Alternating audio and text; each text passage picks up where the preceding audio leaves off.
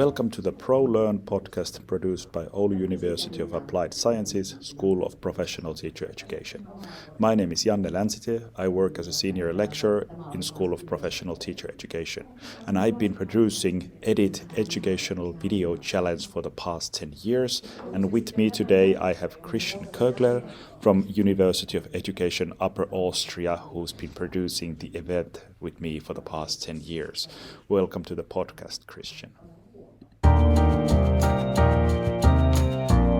Well, it's good to be with you here and good to talk about the old times, Janne, because it was I think it was the two of us actually, and I'm not totally sure anymore if it was during the day in the office or if it was in the evening over a beer. I'm not totally sure who came up with the idea and when it was created, but somebody said, "You are doing something with video. We are doing something with video. Why not do something together?" I think it was you, Janne. Maybe, and I remember very clearly that I was kind of struggling with the feeling that I was doing my teacher exchange as a part of Erasmus program in your university. And I remember that I felt that we were kind of doing this education tourism, that we just go abroad and get to know people, schools, we find like-minded, interesting people, but it doesn't lead into anything. And once I actually found out that there are people who are interested in similar things, I very much felt that, okay, this is worthwhile starting something new with you guys, that we are interested in similar things. Why not actually start doing something that requires us to work together as a part of our regular work and not just part of teacher exchange?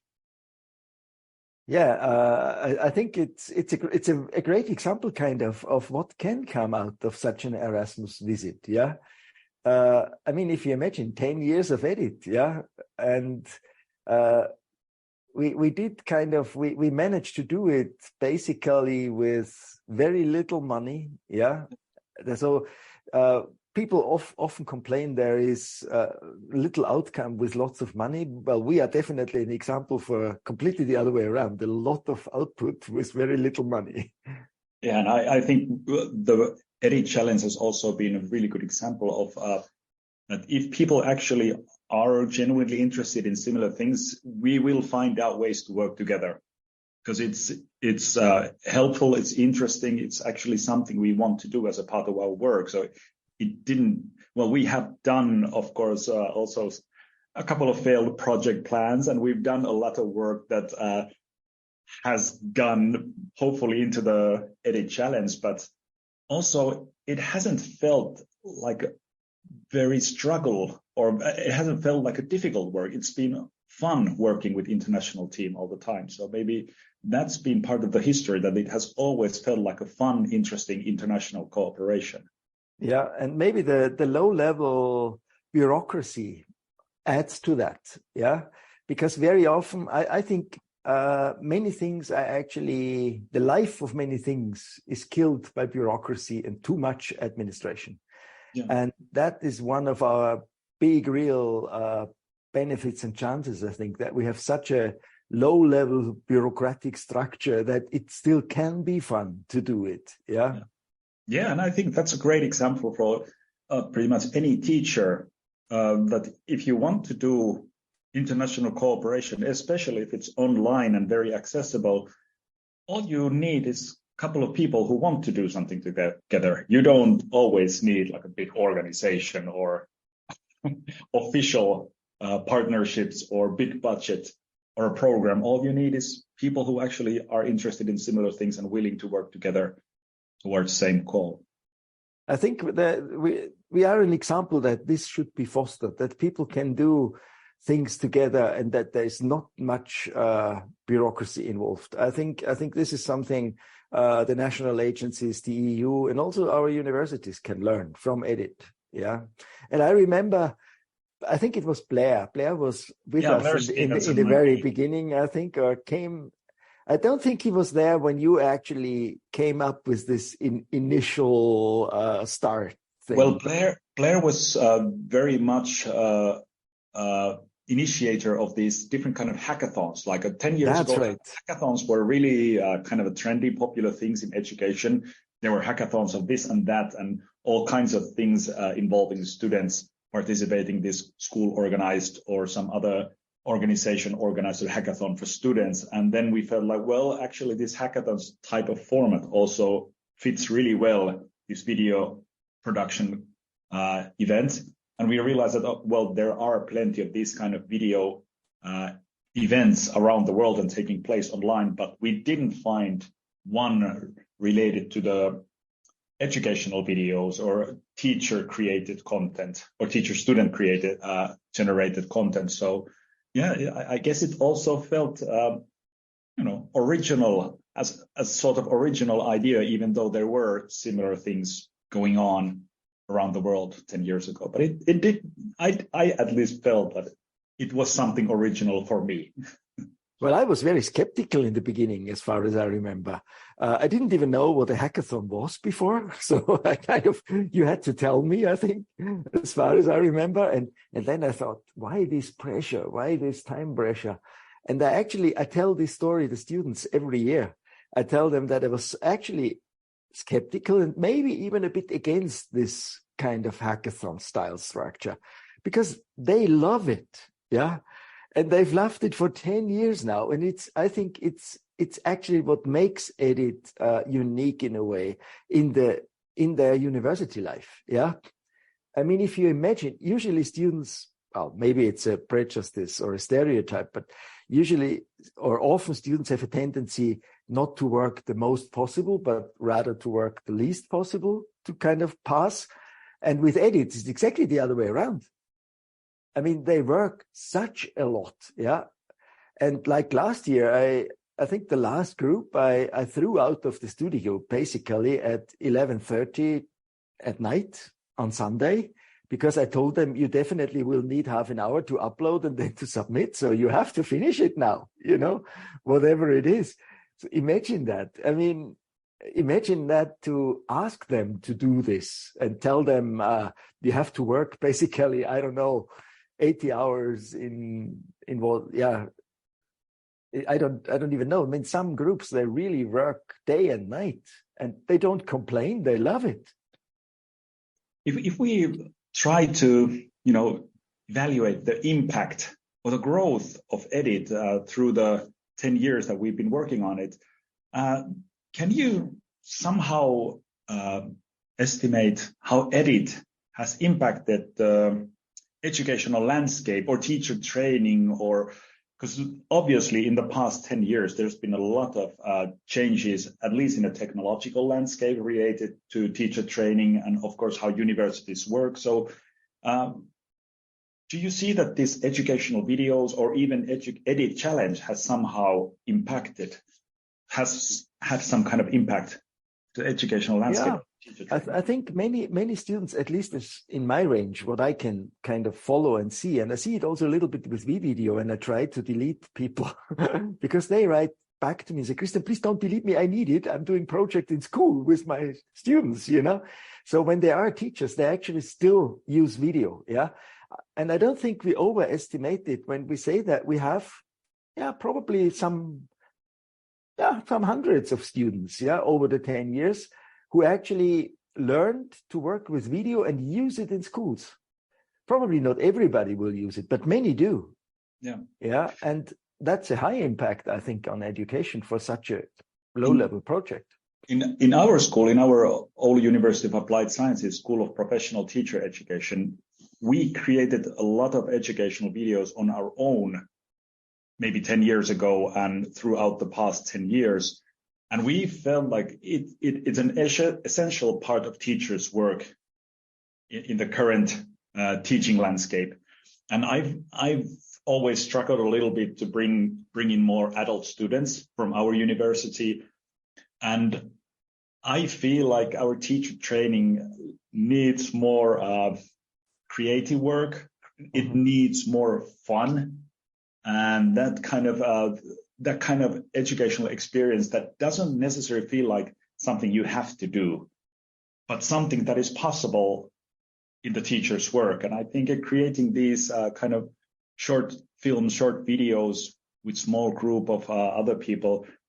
It's fun. It's so much fun, and it's creative work. And at the same time, most teachers would say that this is actually something you end up doing as a part of your teacher's work anyway. So why not do it as a creative work and as a fun project with other students? So I'm really hoping that more and more these kind of opportunities will be available also for adult students who don't necessarily have that kind of time or don't have that kind of resources to put into their learning experiences all the time. But I hope I can provide them at least the opportunity. Well, I think that all our education systems probably have one problem. They have the feeling that only when they can control something, it's good. So all our programs focus very, very strongly on teaching things that can be checked in exams or things like that, yeah.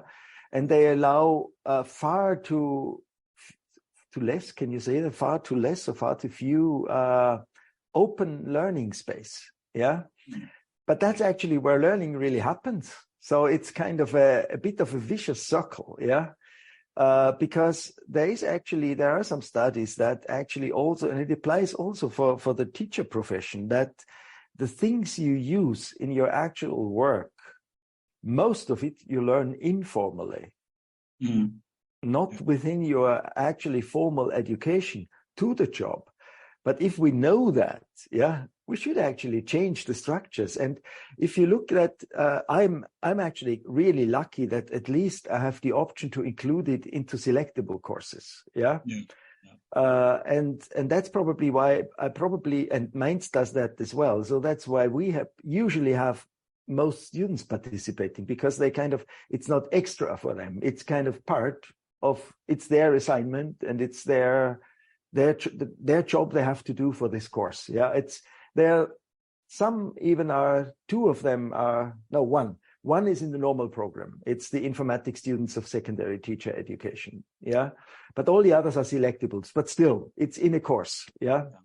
So, and I find when I look at the other partners, it looks like it's hard and difficult for our friends and colleagues to get it into the normal system, because obviously responsible people have the feeling this is only fun. Yeah.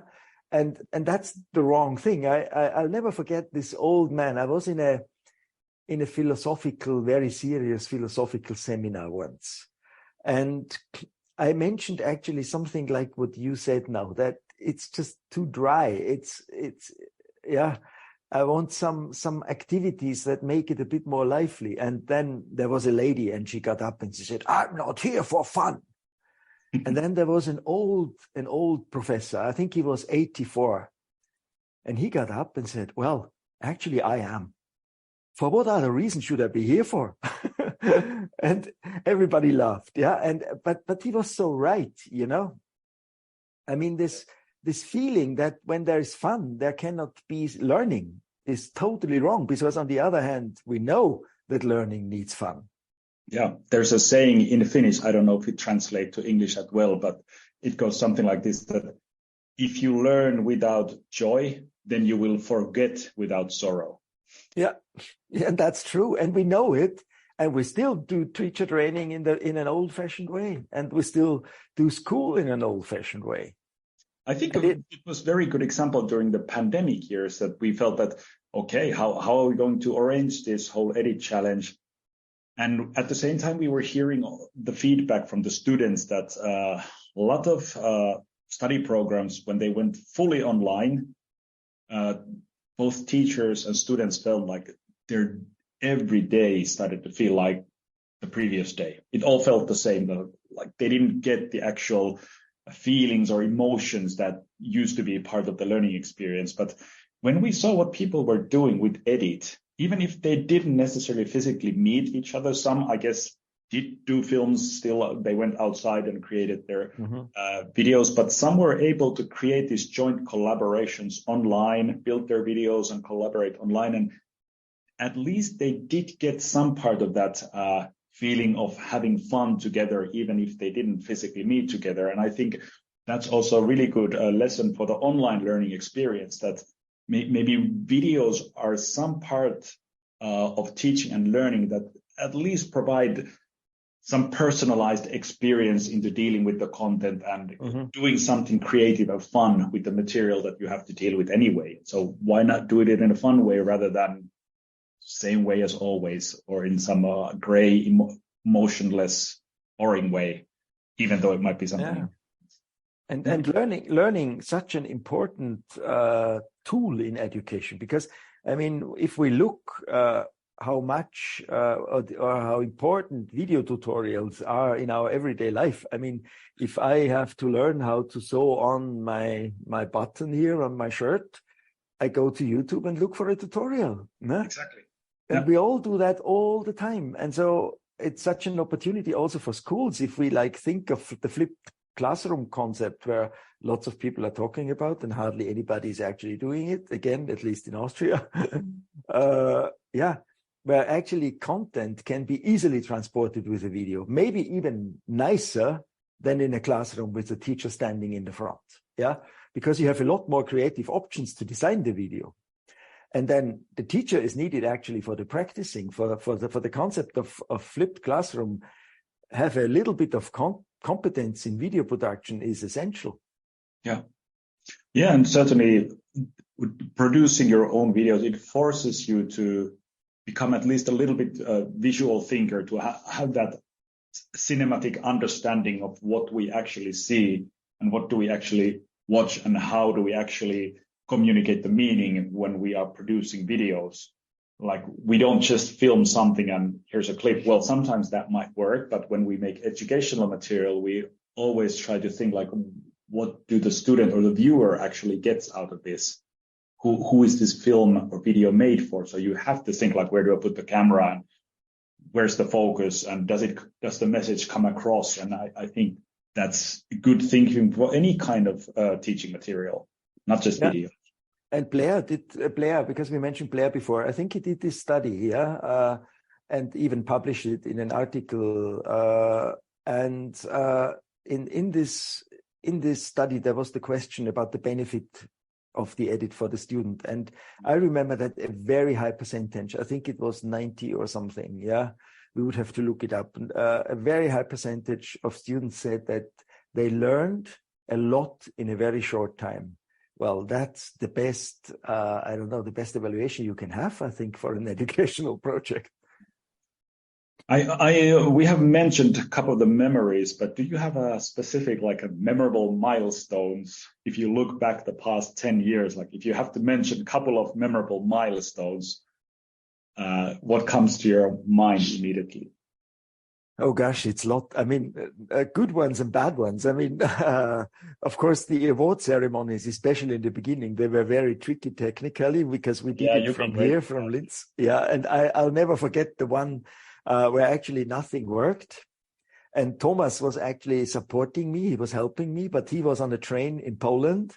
So in the crucial moment, the train went in a tunnel and we lost the connection. and then there's actually, technically in the whole, there was only one thing that worked. There were actually quite a few people. There were about 100 people in the audience.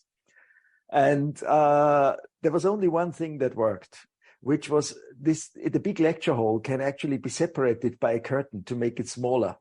And that curtain constantly opened and closed all the time, opened and closed. And I was just close to a heart attack and everybody in the hall was laughing. You know, it was cabaret. But I think with better technology, it works better. Of course, it's a big challenge kind of to do this award ceremony as a hybrid thing, locally in a hall and then kind of stream it all over the place. Yeah. But I'm looking forward to this year because now I actually always ask for help, local help, who kind of helps me from the technological side, that I don't have to worry about this. Yeah. But this, of course, I remember. But I also remember those long nights in the studio. Yeah. Oh, last year there was a funny situation because at 10 o'clock, the 10 o'clock in the evening, the automatic doors, they close, and our kitchen is a floor under the studio. So I actually went down to get some water and I forgot my card. and actually also my phone. So when I came back up, I couldn't get into this hall anymore where the studio was. Yeah. And there was another door in between in there. So I was knocking like a crazy guy on the door because I knew when it was very cold outside. So I knew when I go out, I cannot get into the building again. So I didn't risk that. Yeah. To try some other way. So I couldn't communicate with anybody, and I couldn't even have gone home because my apartment key was also in there. So I would have had to sleep like in the staircase, yeah, of the university. And then suddenly the door opened, and obviously 2 students came to get some drinks from the machine, which was passed. They had to pass this door, and I was standing there, and they were so scared that they just immediately went back because they didn't recognize me. They thought, what is some crazy guy? But then they obviously had an idea. The crazy guy looked a bit like Christian. So they came back and let me in. To me, I think I already mentioned that for me, it was really important milestone to see that our participants were able to participate and have fun with the Edit Challenge even during the pandemic years. But before the pandemic years, was it 5 or 6 years ago when we started working closer together with media and learning organization, and we always struggled a little bit to find meaningful prizes for the winning teams. And when we actually managed to get the winning team to Media and Learning Conference in Leuven to present their work and present what they had done, I felt like to see the excitement of the teacher students who participated an international conference presenting the work they had done as university students and becoming part of that community. I right away felt like if I had been that student, that teacher student, to me, that would have been a big moment. And watching that from the audience side, seeing those future teachers presenting their work, I felt really proud of what they had done. And I really felt good that they had been taking into this community of media experts and teachers who were sharing their work in an international conference. I think that was really great to have the students display their work on the larger platform. And I hope we will see that in the future again, but we've seen that it's not so easy to arrange that, since we mentioned that we don't have a project funding. We can't just suddenly come up with the money and start sending student teams abroad to present their work, but we would love to give platform for students, and it was great to see that Media and Learning Conference. Well, if any sponsors are listening to this podcast, we are very happy to receive a little bit of support. And I must say that also it has, your networks especially have helped to build new partnerships. Like we tried to build a bigger EU program based on EDIT, and we have certainly now started using the blended intensive program as a sort of continuation for this kind of work with teacher students. So it has certainly been a significant impact, and it's been really memorable how the networks have grown and how different kind of partnerships have been built based on EDIT experiences. Then there's a lot there are side effects, like our university became a member of Media and Learning. Yeah. Then other universities which joined EDIT later on joined Symposium Network. So it goes on, and kind of everything is connected. Yeah. Because of us being at Media and Learning, we now have a new video platform, Echo 360 at the university. So it's all kind of connected. Yeah. And because you said what I remember, I also don't forget that one student who did this one film the two of us love so much, Tense, if you remember, because it was really, I think, one of the best films ever produced for EDIT in the combination of artistic quality and educational value. Yeah. I don't think we have many of that kind. Yeah, that's really an outstanding video. And he's long left now and probably working as a teacher somewhere. But before he studied for a very long time, and one day he said to me, "I won't finish this till I win EDIT." Well, let's talk about the evolution of content a little bit. Like, do you think we have seen the evolution of educational videos during the 10 years?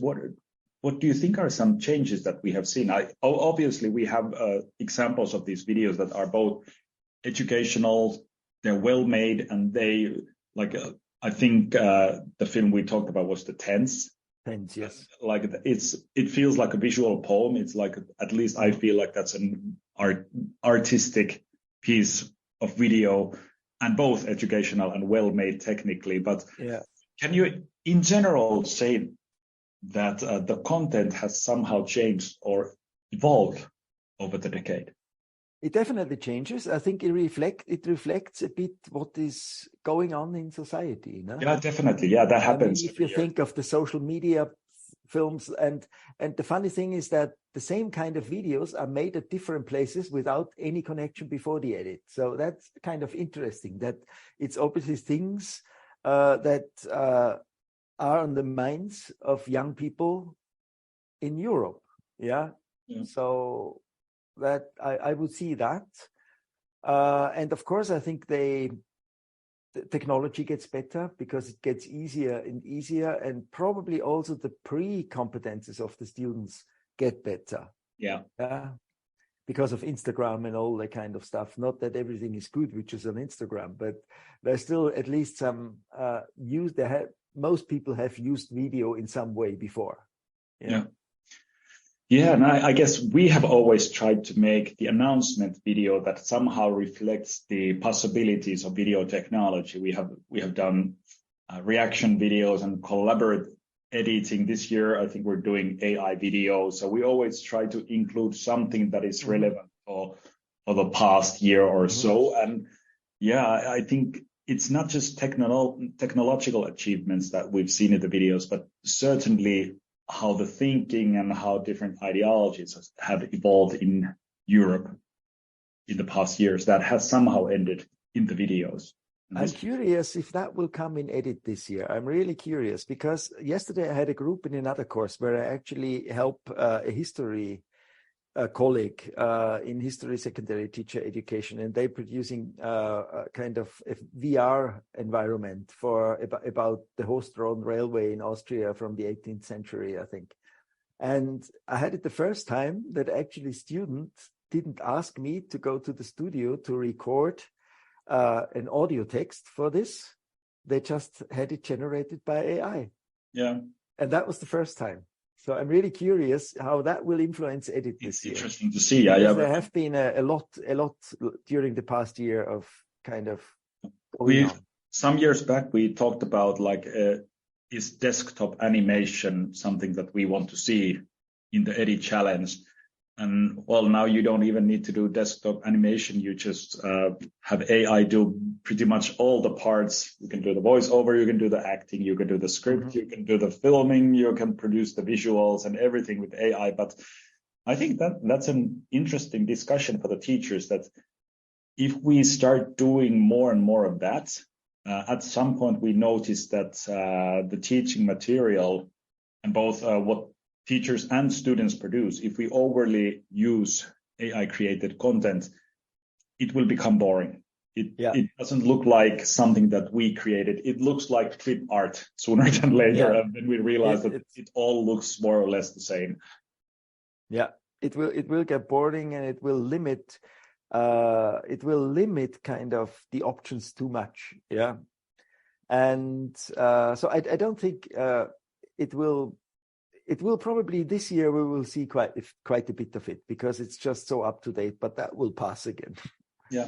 And not just, well, technological advancements obviously are taking place, but I think we have always encouraged all the teacher students to don't worry about mistakes. Like, it doesn't have to be a flawless video. It doesn't have to be technically perfect, but just get your work out there and start doing something. And sometimes the small mistakes are the best parts of the video, the little clumsiness that can be part of the video.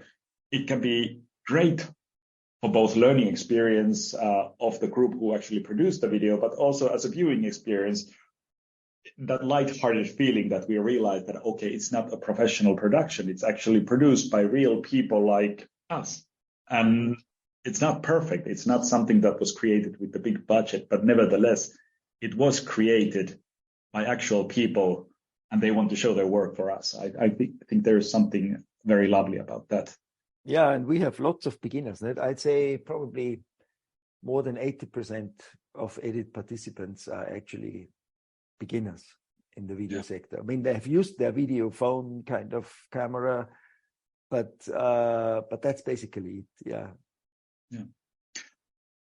Shall we talk a little bit about the challenges and how we have overcome some obstacles? Because we hopefully, even if it's not us, we would love to have anybody to continue this work and try to implement this kind of collaboration into whatever kind of work they end up doing in educational context. What challenges did we have to overcome over the 10 years? Well, of course, it's the challenge of having working time for it. I think for many colleagues, that's a huge challenge. I'm very lucky with that because I have it in my annual workload explicitly. It says organizing EDIT. Yeah. So I can actually use working time for EDIT. So that's good. Yeah. But not everybody has that. Yeah. So I think it needs better understanding from university management how much the benefit is of EDIT. And I mean, very often colleagues have to do it kind of in their spare time, right? And then it's not easy. And what else have we come across? I think one of those criteria that I've discussed over the years is that we have this certain way of evaluating the international cooperation, and we get these kind of points for doing certain kind of international cooperation. And I remember being quite frustrated that the cooperation we did with EDIT Challenge did not meet the criteria. And I felt like, oh, come on, like this is the most of international cooperation that I do, but it wasn't in the sense that it gave us some kind of points or merits when it came to actually doing international cooperation. Well, I would like to hear the reasons for that. Yeah. But yeah, certainly, I'm sure we feel like it's worthwhile from the point of view of creating international opportunities for students and personnel for those stuff as well. But yeah, it was really hard. Like during the pandemic, I think the online teacher exchange became possible, and I think it was even organized by Erasmus. It's possible, virtual mobility, Mm-hmm. Yeah, but if we go 10 years back, it was something unheard of. Like if I said, like, we're doing this international thing, we don't need a budget, we have 7 universities working together, it's international cooperation. Yeah, right, but it doesn't give you any merits or points from the point of view of internationalization. That sounds a bit like bureaucrats again putting things into their boxes, and when it doesn't fit their box, it's not in. Yeah, but that's, if I can be quite frank here, it's not fair, to be honest. Yeah, I don't think that's fair, and I don't think it's right. Yeah, because well, if your work for EDIT is not considered as a beneficial for your university in Oulu, yeah, I mean, that's ridiculous because it triggered so much. Yeah, I mean, and you can play that to the responsible people. Please do that. Yeah, hello from Austria. Yeah, yeah. I need to keep shouting more about it. Yeah. Remember, was it the second or third year we arranged the whole EDIT Challenge as a completely open event? Was it the third year, second or third year? We tried to keep it completely open, and we realized that it's really difficult to facilitate an event where we can have submissions from pretty much anywhere. We did get some from teachers, and we got some from students, and it was really hard to put them all into same category of assessing the work. Really? I don't even remember. You don't remember? I think there was. Well, it could easily be. Third year. Yeah, we discussed. I'm getting old, so there are many things I don't remember. We didn't get many submissions outside of our students, but we did get a few, and then I think we chose that this is for students mainly, that it's going to be really difficult to try to facilitate the outsider submissions. But that would be interesting as well to see what kind of work we would see if it was completely open for anybody anywhere in the world. We have now kind of limited the participation to higher education organizations who want to kind of locally host the event and become part of this. So we don't just allow anybody to submit their videos. But that would be really interesting. It would be interesting on the one hand, but on the other hand, I think we are not the normal film festival. That's not what we are. No? We are kind of unique in teacher education. So it's probably good to stay like that. Yeah. I don't know. Yeah. How do you see EDIT continuing in the future?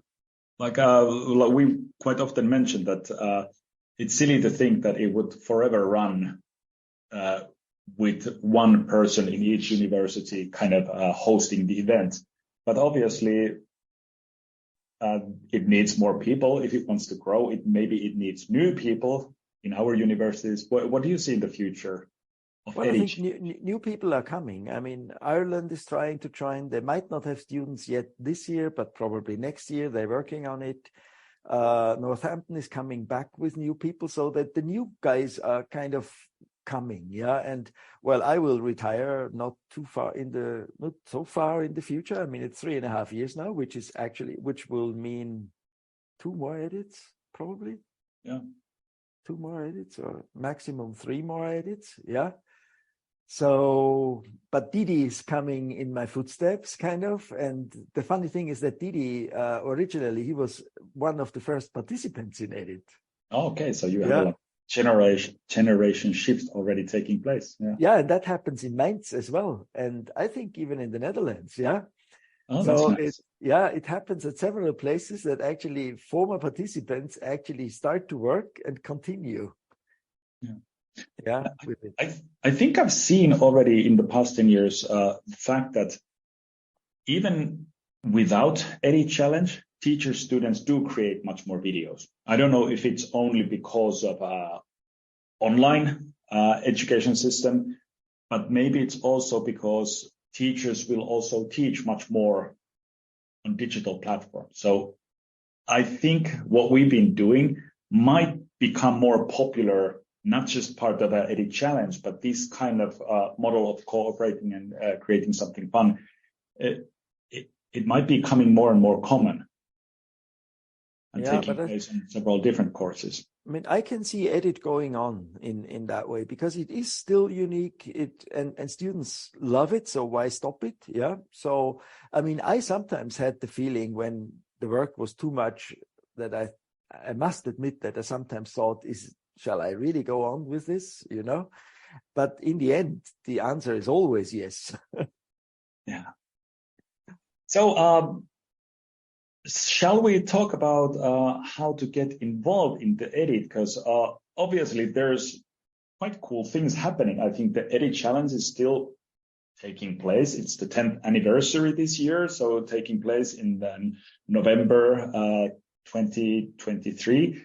And the following blended intensive program, it's happening as it has already twice, once in Austria and once in Greece. So how can people get involved? Yeah, there's the EDIT website, of course, as the first step, I think, editvideochallenge.org. I think you probably can put the link also to where the podcast is published. Yeah. So you find basically most information there. You find also local contact data there, who you can write to, who you can address, and we'll get back to you. So as we have such a low-level organization, it just needs I'd like to be part of it, and that's it. Yeah. Yeah. And so we are very happy to have newcomers on board. Yeah, that's actually true that it doesn't really require that much. It requires one person who wants to be involved, and then we will help everyone to get started. And I don't want to say that it doesn't take a lot of work, but it's probably less work than one might imagine. because we know the routines. We kind of already know we can instruct with what kind of workshop or material should be used if people provide their students an opportunity to participate, edit. So, and I would say that this is fairly easy to implement into any kind of teacher training program. Because you can, when it comes to different kind of learning goals of teacher training, it's fairly easy to implement them into video creating process. Mm-hmm. This kind of cooperation that we do, it has connections to so many things in teacher training. So I don't see any challenges of using this edit challenge as a part of teacher training program in any university. Yeah, so we hope that lots of you kind of click on the website and contact us and get on board. Yeah. So what's the next movie you're going to see in the cinema? My movie, the next movie I'm going to see. Well, I always forget the name. There was one I wanted to see. I think it's an Irish one. Something with a girl. I just have to open a website quickly, and then I might be able to tell you. That might be actually one thing that has changed in the past 10 years. I seem to be going a lot less into movies than I did 10 years ago, but I do watch videos a lot more, videos like the Edit Challenge movies. But unfortunately, yes, I'm part of the culture where people watch more short videos and less longer cinematic pieces. But yeah, I've certainly been going less to the movies than before. Well, I still do. I still do, and I like it. But well, now I have a lot of my kind of spare time, which I don't need for the university now, actually goes into the editing of my new documentary film, which I actually do together now with a former edit participant. Yeah, and a former edit participant will compose the soundtrack. Yeah, and we probably will have a premiere for the film in Orlando, in Florida, in July 2024. And yeah, so that's very challenging just now. So a lot of kind of the time I have actually goes not so much into the consuming side, more in the producing side. All right.